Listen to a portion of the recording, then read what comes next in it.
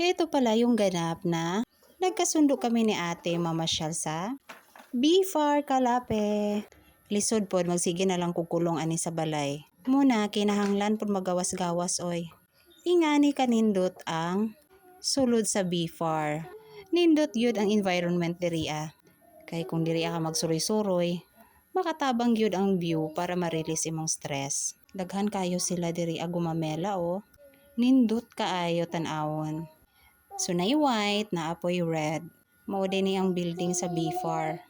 Sunod anin diretso namin sa unahan og mauna ni siya ang mga fish pond. So pag entra pa lang gyud sa gate, naanag yunay mga fish pond. Daghan yunay diriya o dako gyud ni diriya nga area sa fish pond. Pabor pod kay duol man sa dagat. Kining butanga ba nakuratan jud ko pag andar ani. Ug karon pasad ko nakakaplag og ingani. Hindi ko masayop. Ang tawag ani fish pond aerator.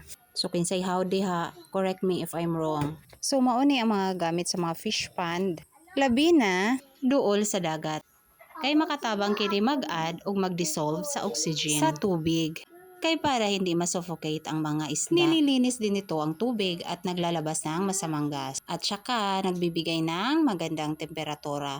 O diba di na kayang magbisaya, gitagalog na lang. So sa among pagsuroy-suroy, di lang ko nalingaw kundi nakakaton. So after adto, naka-decide namin ni ate ng manguli. Ug sa among paglakaw, naapoy mga anad nga itoy. Sus kung pwede palang modalhon no. Ug diri adi ay kanindot sa sunset. Good vibes kayo ang view sa sunset. Nahapunan yun mi ni ate ani. Saktong-sakto pod, di na init. Taas-taas pod among baklayon. Gabi na gyud mi ani maabot sa amoa. Unya kay wa man jud mapugni ang pagkabuyago ni ate. Buy Tukar. Pick tanan. Ibu, say panan ani? Brazilian.